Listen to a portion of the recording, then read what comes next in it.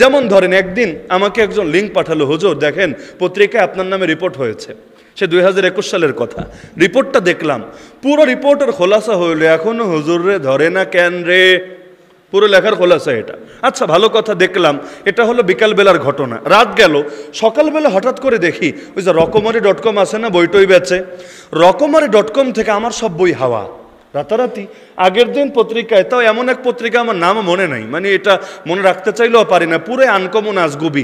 আর পাঠক একজন আছে কিনা জানি না, ওদের ফেসবুকে আমি সব ঢুকে সবগুলো পোস্ট চেক দিয়েছি, কোনোটা 1টা লাইক, কোনোটা 2টা লাইক, কোনোটা 10টা লাইক। মানে আমাদের পেজ বা আমাদের আইডির যে রিচ আছে আর 1000 ভাগের 1 ভাগ ওই পত্রিকারই নাই, তার মানে পুরো হাওয়ার উপরে চলে। কিন্তু অবাক হলাম, রকমারি.com থেকে আমার সব বই হাওয়া।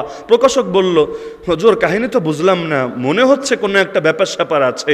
ঠিক ওই দিনই তারাবিটা পড়িয়ে খালি বাসায় আসলাম, ধরে সুন্দর মতো নিয়ে গেল। বুঝলাম তাহলে আগের গুলোর সাথে এটারও সংযোগ আছে, ধরাধরি যে হবে এটা অবশ্যই একটা প্রেক্ষাপট তারা তৈরি করতে চেয়েছে। রকমারি থেকে রাতারাতি হাওয়া হলো কেমনে, এবং আগের দিনই পত্রিকায় প্রেক্ষাপট তৈরি করা হলো কিভাবে। নামাজটা পড়ে খালি বাসায় আসলাম, পুরো ঘর ঘেরাও করে ফেলা হলো। ওই যে বের করে নিয়ে গেল, জাস্ট 10 মিনিটসের কথা বলে, হুজুর আসেন 10টা মিনিট, স্যার বসে আছে। আমি বললাম, স্যাররে রাইতে বসায় রাখছেন কেন? আরে নিয়ে বলেন বাসায় চলে যেতে, আগামীকাল সকালে আমি গিয়ে দেখা করে আসবো। বললো না হুজুর খুব ইমার্জেন্সি, এখনই আসতে হবে।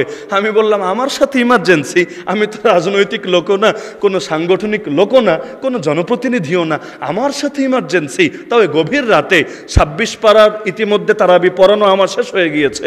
বললাম আচ্ছা যাই দেখি চলেন। ওই যে গেলাম, ফিরে আসতে 1 বছর লেগে গেল।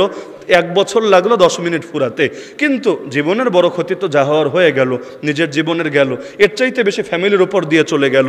ওই যে বের করে নিয়ে গিয়েছিল, আমার 2টা বাচ্চা তখন ছোট, একটার বয়স হলো 6 মাস আর আরেকটার বয়স তখন হলো 1.5 বছরের সামান্য বেশি। যখন আমাকে নিয়ে যায় পেছনে পেছনে ওই বড় ছেলেটাও দৌড়ে বের হয়ে চলে এসেছিল। তা আমার বাবাও সেখানে উপস্থিত ছিল। সবাই তো আমারে নিয়ে পেরেশান, কি হচ্ছে না হচ্ছে, একটা টেনশন থাকে। তো কোন ফাঁকে বাচ্চা গিয়ে আছে কেউ খুঁজেই পাচ্ছে না। পরবর্তীতে যখন নিয়ে গেল থানায়, এখন বাচ্চারা তো পায় না, গিয়ে দেখে এক কোনায় খুব পেরেশান হয়ে দাঁড়িয়ে আছে। এরপর সেখান থেকে তারা যে বাসায় নিয়ে আসলো, পরের দিন সকালে তো রিপোর্টই হয়ে গেল। আর গুজব মিডিয়া, হলুদ মিডিয়া তো বসেই থাকে গুজব ছড়ানোর জন্য, হাতে হ্যান্ডকাপ লাগানো রিপোর্ট। এইটা যে সেই বাচ্চা দেখলো, ওই ছবিটা প্রায় সময় 1.5 বছরের বাচ্চা প্রায় সময় এভাবে ওই মোবাইলটা বুকে জড়িয়ে কাঁদতো। ওই যে স্বাস্থ্য ভাঙা ভেঙেছে 2টা বাচ্চার, এর আগ পর্যন্ত তাদের সব কিছু অন্যরকম ছিল। ওই যে স্বাস্থ্য ভাঙা ভেঙেছে, আজও পর্যন্ত তাদের স্বাস্থ্যটা পর্যন্ত ঠিক হয় নাই। এমনকি আমার ওয়াইফের মানসিকভাবে এমনটা বিপর্যস্ত হয়েছে, আজও পর্যন্ত ঠিক হয় নাই। রাত 3টার সময়ও যদি ঘরের সামনে এসে কোনো গাড়ি হর্ন দেয়, সঙ্গে সঙ্গে পাগলের মতো হয়ে যায়, বিচলিত হয়ে যায়। এবং আমারও বলে যে আমার ওই যে একবার মানসিক ক্ষতিটা হয়ে গিয়েছে, জানি না কোনো দিন ঠিক হবে কিনা। গাড়ির হর্ন শুনলেও ভেতরটা কেঁপে ওঠে, এই মনে হয় চলে এসেছে। রাতে ঘুমালেও একই স্বপ্ন দেখে, এই মনে হয় চলে এসেছে, হাতে হাত করা লাগিয়ে নিয়ে যাচ্ছে, জীবনটাই শেষ করে ছেড়েছে। এমনকি একের পর এক মুসিবত লেগেই আছে। তো এই যে কাহিনীগুলো যে ঘটে, আমার নিজেরটা বলা এখানে মুখ্য না বা উদ্দেশ্য না, কিন্তু আমি এই প্রেক্ষাপটে কথাটা টানলাম যে প্রেক্ষাপট কিন্তু ধীরে ধীরে তৈরি করে, একদিনে তৈরি হয় না। তাহলে আমি বাংলার মুসলমানকে আগাম সতর্কবার্তা দিচ্ছি যে দাওয়াতের ফিলটাকে জিন্দা রাখতে হবে।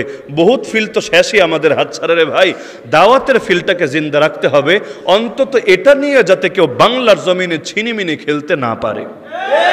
এই লাইনে সকলে ঐক্যবদ্ধ থাকবেন তো ইনশাআল্লাহ?